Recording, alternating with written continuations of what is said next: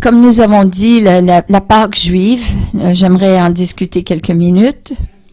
Dans Exode chapitre 12, 1 à 6, ça nous dit « Vous aurez un agneau sans défaut, mâle âgé d'1 an, et vous le prendrez d'entre les moutons ou d'entre les chèvres. » Oh, pardon. Exode 12, 1 à 6 nous dit « L'Éternel parla à Moïse et à Aaron dans le pays d'Égypte, dans ces mois où sera pour vous le commencement des mois. Il sera pour vous le premier des mois de l'année. Parlez à toute l'assemblée d'Israël, disant au 10e jour de ce mois, vous prendrez chacun un agneau par maison de père, un agneau par maison. Et vous aurez un agneau sans défaut, mâle âgé d'1 an, pour le prendre d'entre les moutons, d'entre les chèvres, et vous le tiendrez en garde jusqu'au 14e jour de ce mois, et toute la congrégation de l'assemblée d'Israël égorgera entre les deux soirs. Et là, l'Exode 12, 7 nous dit, « Et ils prendront de son sang, en parlant de l'agneau, ils en mettront sur les 2 poteaux et sur le linteau de la porte, aux maisons dans lesquelles ils le mangeront. Et ils en mangeront la chair cette nuit-là, ils en mangeront rôti au feu avec des pains sans levain et des herbes amères. » Les herbes amères, c'est pour se rappeler de la vie amère, la souffrance qu'ils ont eue dans le pays d'Égypte, ainsi que le pain sans levain qui parle de nettoyer le levain ou le péché qui est dans la maison. Alors, ils devaient le mettre sur le poteau et sur le linteau de la porte. Le sang devait être appliqué. Et la façon que vous mangerez, ça dit au verset 7 à 11, « Ainsi vos reins saints, vos sandales à vos pieds, vos bâtons en votre main, et vous la mangerez à la hâte, et c'est la Pâque de l'Éternel. » Dieu voulait que son peuple soit libéré. Alors il a fallu qu'il amène le jugement sur l'Égypte. Le jugement de Dieu venait, mais si vous appliquez le sang sur le linteau et les bords des portes, je passerai et je vous épargnerai la vie. Et le sang était tellement important. Exode 12 à 14, « Et je passerai par le pays d'Égypte cette nuit-là. Je frapperai tout premier-né dans le pays d'Égypte, depuis l'homme jusqu'au bébé, jusqu'aux bêtes, et j'exercerai des jugements sur tous les dieux de l'Égypte. Je suis l'Éternel, et le sang vous sera pour signe sur les maisons où vous serez. Et lorsque je vois le sang, dit le Seigneur, je passerai au-dessus. »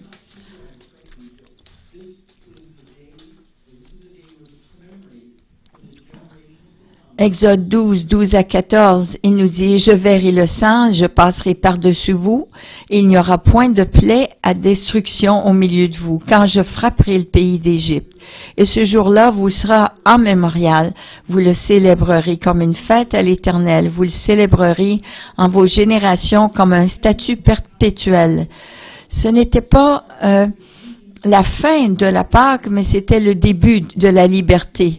Parce que nous voyons dans Deutéronome 6, 20 à 21, qu'est-ce que ça veut dire, ces statuts, ces ordonnances? Quand ton fils t'interrogera à l'avenir, disant, que sont les témoignages, les statuts, les ordonnances, que l'Éternel notre Dieu vous commande? Alors tu diras à ton fils, nous étions serviteurs du Pharaon en Égypte, et l'Éternel nous a fait sortir d'Égypte à main forte. Alors, le but était de les sortir du pays d'Égypte et les amener à la terre promise. Et toutes les années par la suite, ils devaient partager et célébrer la Pâque comme pour remémorer. Il se pose la question même à cette soirée, pourquoi est-ce que cette nuit est plus importante que les autres? Parce que là, on leur répond, parce que c'est la nuit où vous avez été libérés de l'esclavage. Alors la Pâque était plus par rapport à la liberté que parce que c'était en commémoration à la liberté. Mais ça n'a pas annulé les autres effets du jugement. Les Israéliens étaient quand même des pécheurs. même que la Pâque était venue et était partie, chaque année, il devait sacrifier un agneau quand même. Parce que Dieu a passé par rapport à ce jugement-là en particulier, mais il devait régler le péché dans leur vie quand même. Alors, la Pâque n'est pas de retirer le péché, d'enlever le péché, mais c'était une fois pour le jugement d'un événement spécifique, mais ça leur rappelait de cette libération physique de lorsqu'ils étaient esclavages. Ils étaient dans l'esclavage. Mais là, ce que nous avons présentement, c'est une fois, l'agneau a été immolé. Une fois pour toutes. Et Jean 1, 29 à 34 nous dit, le lendemain, il voit Jésus venant à lui, et il dit, voilà l'agneau de Dieu qui ôte le péché du monde. Et moi, j'ai vu et j'ai rendu témoignage que celui-ci est le Fils de Dieu.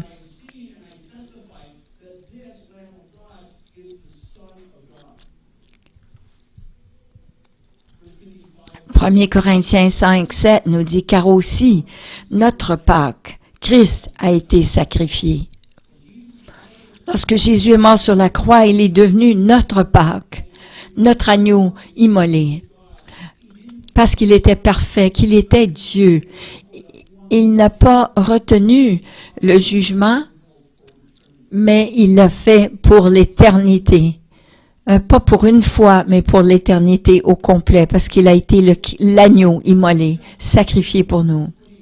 Matthieu 26, 28 nous dit, car ceci est mon sang, le sang de la nouvelle alliance, qui est versé pour plusieurs en rémission des péchés. La rémission, le sang qui a été versé, le sang de Jésus, était pour enlever notre péché une fois pour toutes.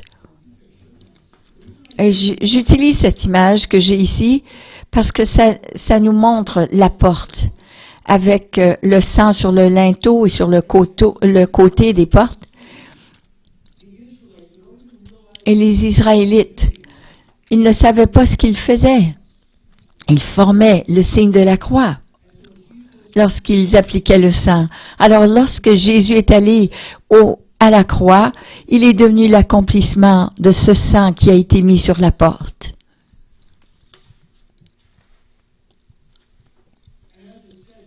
Et comme j'ai dit, le sang de Jésus a retenu le jugement de Dieu pour toujours. Ça nous dit Romains 3, 25, lequel Dieu a présenté pour propitiatoire par la foi en son sang. Il fallait que ce soit le sang versé. Comme l'Ancien Testament nous dit, sans l'application du sang, sans le sang versé, il n'y a pas de rémission de péché. Romains 5, 9, beaucoup plus tôt, donc, ayant été maintenant justifiés par son sang, seront nous sauvés de la colère par lui. Un sacrifice pour toutes et pour toujours. Jésus a été sacrifié une fois pour toutes, pour tout homme et pour toujours. Alors Jésus est devenu notre agneau sacrifié, notre agneau de la Pâque. Et non seulement il a accompli la Pâque une fois pour toutes, pas à toutes les années doit être répété. Il n'a pas seulement payé le prix pour un jugement, mais pour tout jugement et à toujours. Alors que la Pâque est le début de notre liberté. La crucifixion marque aussi le début de la liberté. Hébreux 9.15 nous dit, et c'est pourquoi il est médiateur d'une nouvelle alliance, en sorte que la mort étant intervenue pour la rançon des transgressions. Quelle liberté! Galates 5.1 nous dit, Christ nous a placés dans la liberté en nous affranchissant. Il a accompli la Pâque. Il n'a pas accompli le jugement pour une seule fois, mais pour toujours, une fois pour toutes. Alors, voici ce que les Juifs, ils cherchaient, eux, une liberté temporaire. Il voulait être libéré de la tyrannie des Romains. Mais Jésus est venu pour leur donner une liberté éternelle de toute oppression. Eux, ils cherchaient une liberté politique, mais Jésus est venu pour donner une éternelle liberté de toute oppression.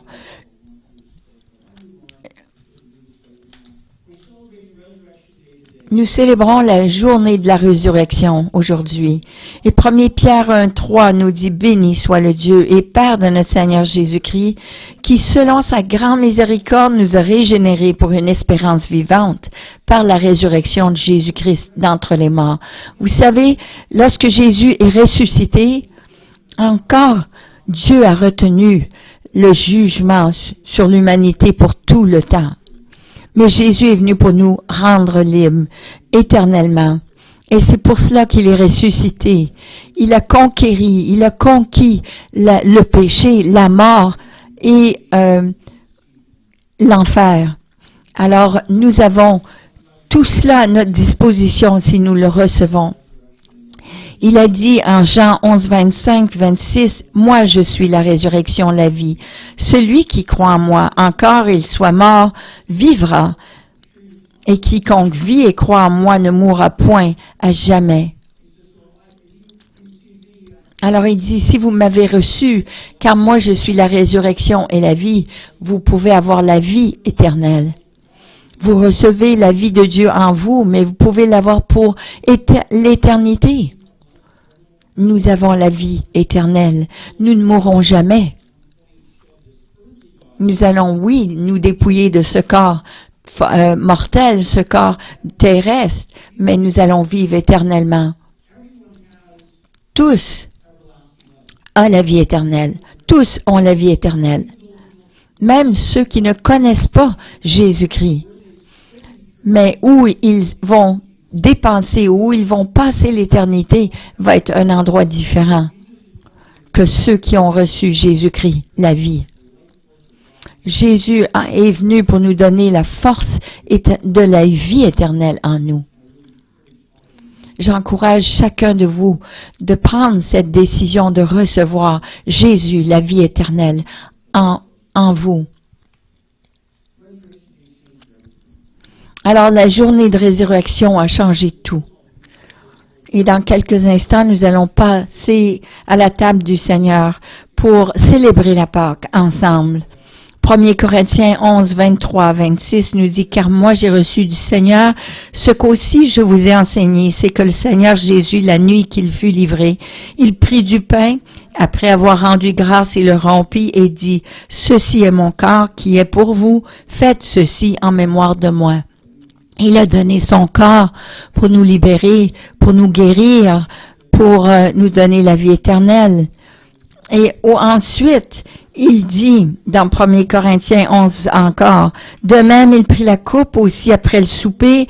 Cette coupe est la nouvelle alliance en mon sang. Faites ceci toutes les fois que vous le boirez en mémoire de moi, car toutes les fois que vous mangez ce pain, que vous buvez la coupe, vous annoncez la mort du Seigneur jusqu'à ce qu'il vienne. » Nous proclamons qu'il est mort comme notre agneau immolé, notre Pâque, et qu'il a pris le jugement une fois pour toutes. Qu'il a pris le jugement afin que nous soyons libérés éternellement. Et aussi qu'il va revenir jusqu'à ce qu'il vienne, vous comprenez? Alors j'aimerais partager aussi de la table du Seigneur avec vous des choses que le Seigneur m'a données. Mais j'aimerais, avant qu'on regarde le vidéo, j'aimerais dire ceci. Nous avons tendance à regarder le souper du Seigneur comme des funérailles. Et c'est sombre, et c'est lugubre un peu. Mais l'Église, le premier centenaire, il célébrait avec passion cette célébration.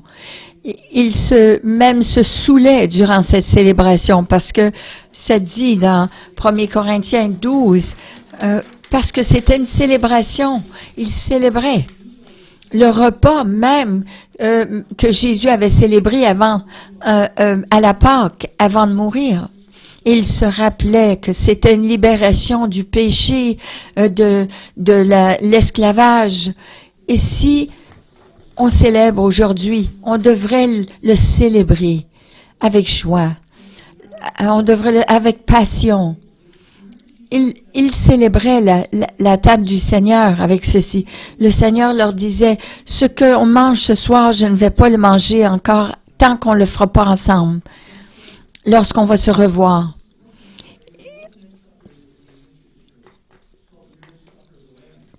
Le prochain souper que nous allons célébrer ensemble va être la célébration des noces de l'agneau. Et quand ils célébraient la Pâque ensemble, cette Église primitive, ils célébraient la Pâque, ils célébraient aussi avec l'espérance des noces de l'agneau. Et lorsqu'on dit la prière, le Notre Père, on dit, Seigneur, que ton royaume vienne vite, que ta volonté soit faite vite. Oui, nous prenons quotidiennement, Quotidiennement veut dire le pain de demain aujourd'hui. Ça veut dire ramène-le Seigneur, ramène-le aujourd'hui. Viens Seigneur, viens bientôt, viens Seigneur Jésus.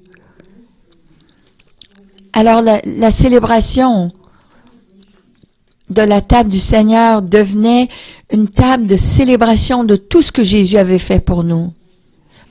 On regarde en arrière, oui, mais on regarde en avant, à ce qui s'en vient. Alors, ce fruit de la vigne représente ce qui dit, cette coupe de la nouvelle alliance en mon sang. Oui, et toutes les fois que vous la boirez en mémoire